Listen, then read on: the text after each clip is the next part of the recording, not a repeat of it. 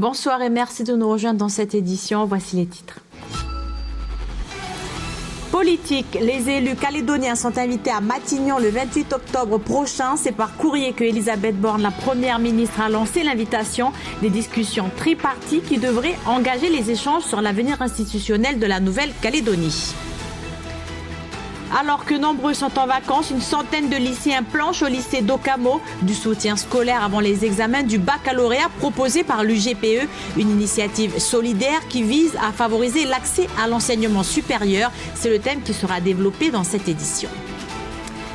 Caroline Giraud, récompensée par le jury de la Fondation L'Oréal, un prix prestigieux dans le secteur de la recherche scientifique. Son prix lui sera remis ce soir pour nous. Nous l'avons rencontrée avant son départ pour Paris. On ouvre avec cette invitation à la Convention des partenaires lancée par la Première ministre Elisabeth Borne.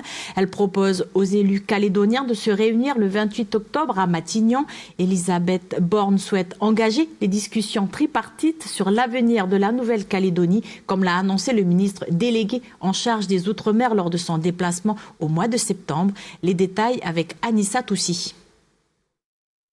Sont invités à cette toute première convention des partenaires à Matignon les représentants désignés par les présidents du gouvernement de la Nouvelle-Calédonie et du Congrès, les 5 groupes politiques du Congrès, les 3 provinces, les 2 associations de maires, le Sénat coutumier, le Conseil économique, social et environnemental de Nouvelle-Calédonie, les 3 chambres consulaires et les signataires de l'accord de Nouméa. Pour la Première ministre Elisabeth Borne, il est désormais nécessaire d'engager les discussions tripartites sur l'avenir de la Nouvelle-Calédonie, comme annoncé par Jean-François Carenco, ministre délégué chargé des Outre-mer, lors de son déplacement au pays le mois dernier.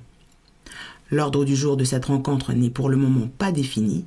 Contacté par notre rédaction, Calédonie Ensemble, le Rassemblement Les Républicains et la présidente de la province Sud acceptent l'invitation aux 2 rendez-vous. Le FLNKS se réunira en bureau élargi ce jeudi à Poindimié pour décider de son positionnement. Le président de la province des îles n'est quant à lui pas fixé pour le moment. Dans l'actualité également, cette année encore, l'UGPE, l'Union des groupements de parents d'élèves, propose à ceux qui le souhaitent une session de révision au baccalauréat. L'initiative permet aux familles les plus démunies de bénéficier de soutien scolaire. Si chaque année la part des diplômés d'origine kanak augmente, les inégalités sociales dans l'accès à l'enseignement supérieur en général persistent. Par ce dispositif, l'UGPE permet aux élèves de bénéficier de révisions presque personnalisées.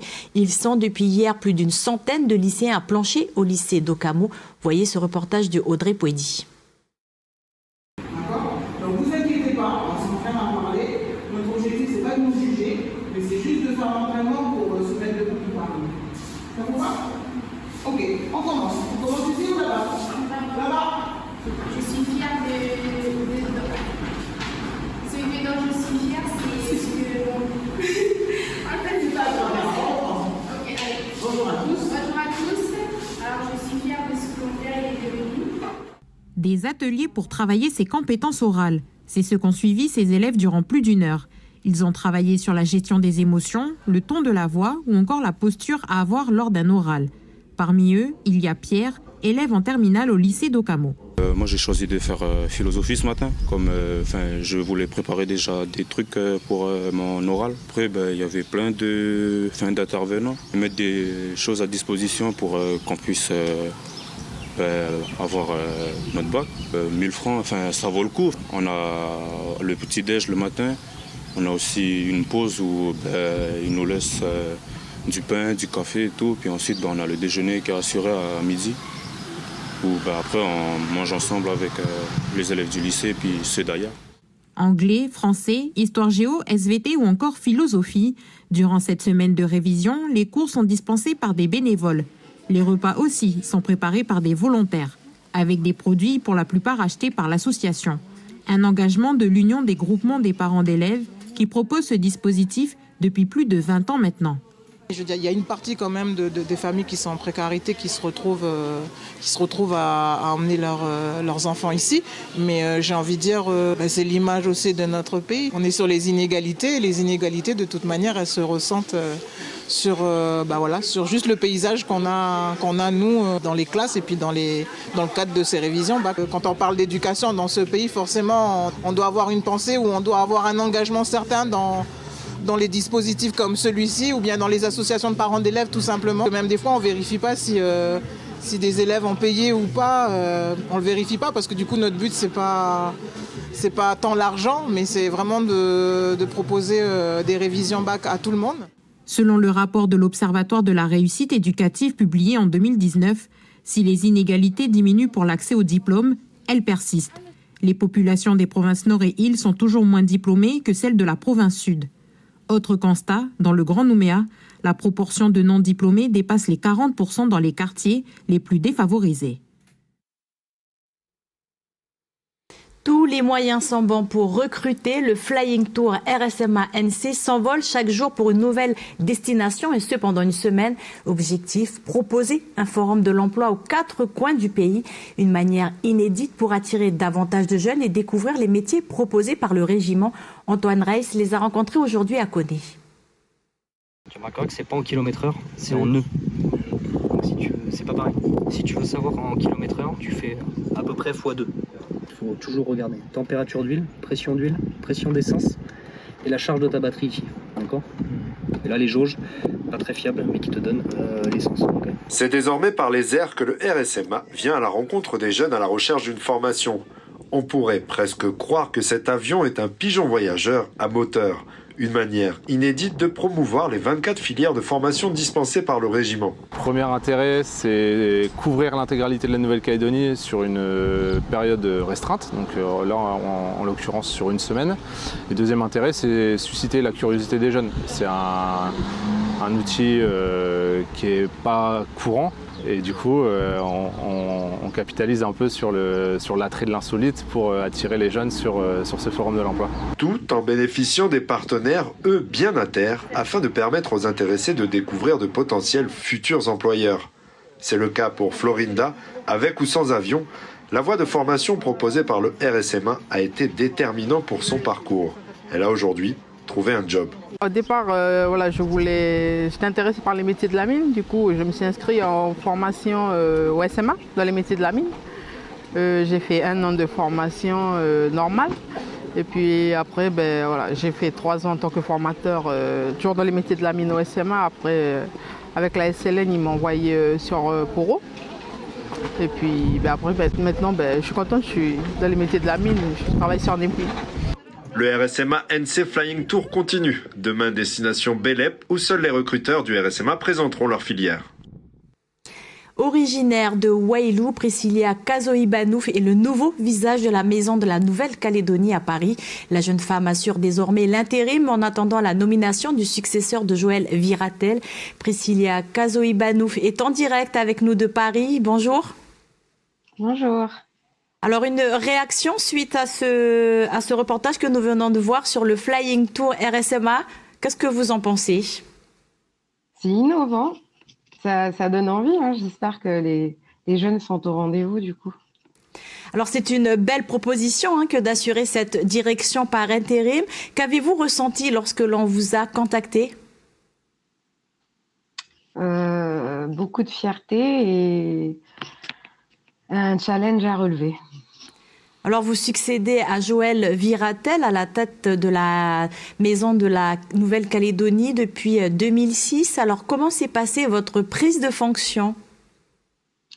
Les agents de la maison m'ont réservé un bel accueil, mais c'était pas évident tout de même de venir incarner un poste de direction après Monsieur Viratel.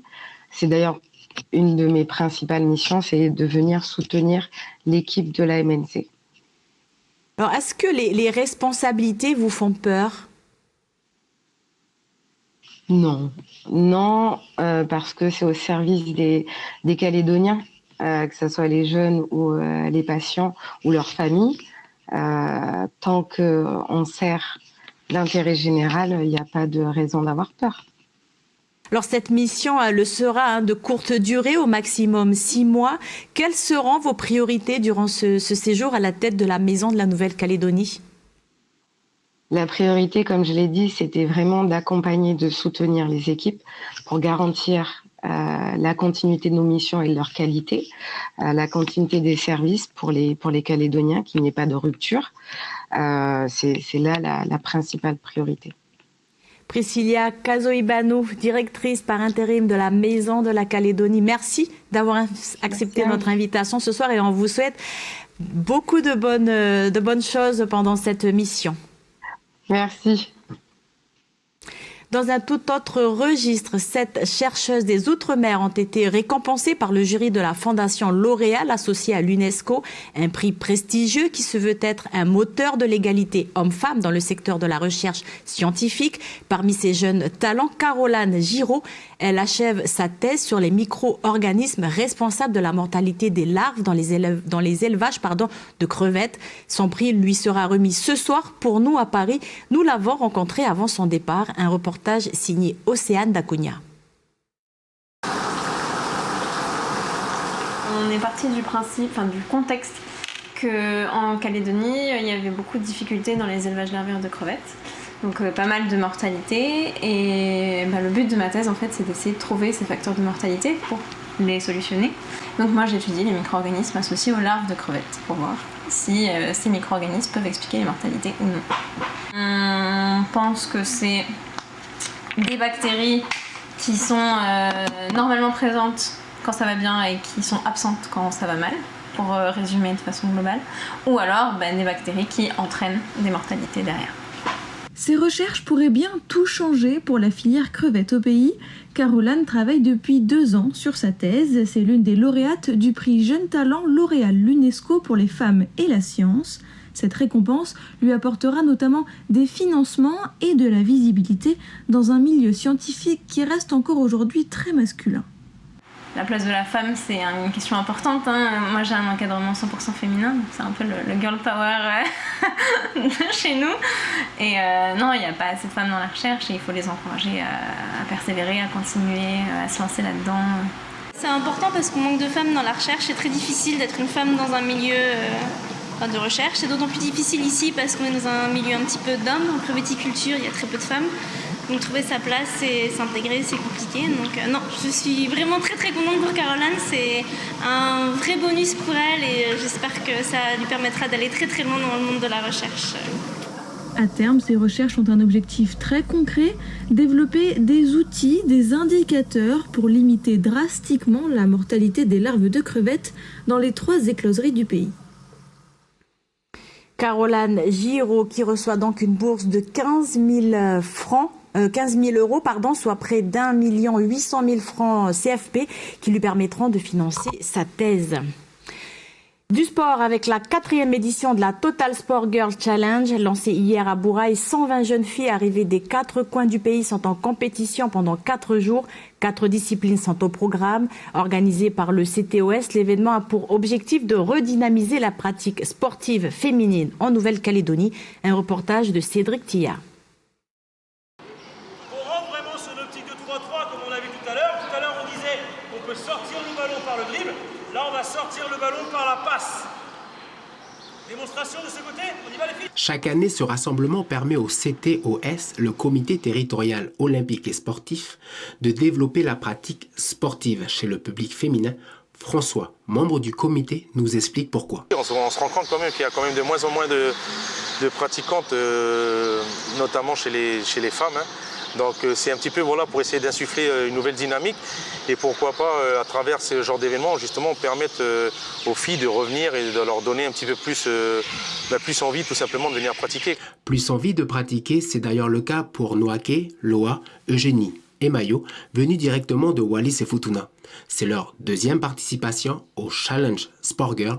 Pour elles, être présente est un avantage. Ça nous aide à jouer avec d'autres niveaux différents. Et ça nous aide un peu à sortir de l'île. Après les doubles pas, aussi après à tirer des 3 points. On a aussi appris à échanger On a aussi appris à jouer avec d'autres personnes. À Wallis, le basket là-bas, il n'y a pas beaucoup de filles qui y jouent. Il y a plus de garçons qui y jouent. Pour les basketteuses de Wallis et Futuna, ainsi que nos sportives calédoniennes, le sport reste un prétexte pour se rassembler et faire de nouvelles rencontres. Pour les jours à venir, les filles se surpasseront pour donner le meilleur de soi dans le challenge et d'avant tout de se faire plaisir.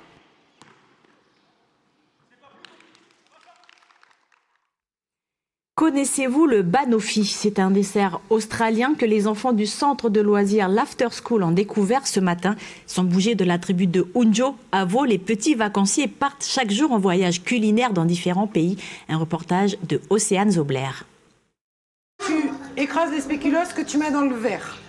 Vous allez couper les fruits. Quand ça arrive à toi, on va ouvrir la boîte de lait concentré sucré, une petite cuillère par-dessus.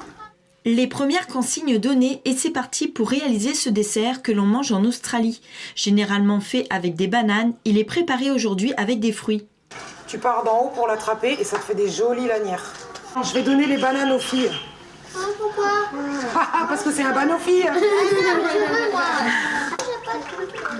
Ils mettent de la volonté, je pense qu'ils aiment bien se régaler, donc ils vont essayer de bien faire.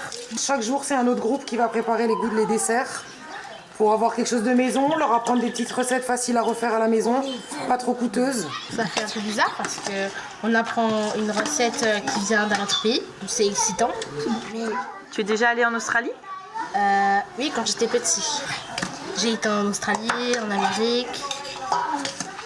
Des bananes, des pommes, des kiwis, de la pêche et des petits morceaux de poire.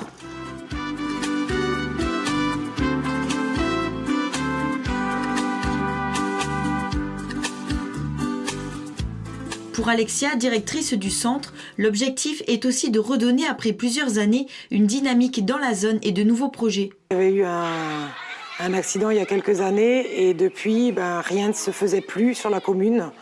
Donc avec un autre parent d'élève qui aujourd'hui est le directeur de l'association, nous avons remonté cette structure justement pour redonner des vacances aux enfants et on s'est formé professionnellement pour surtout appuyer sur la sécurité.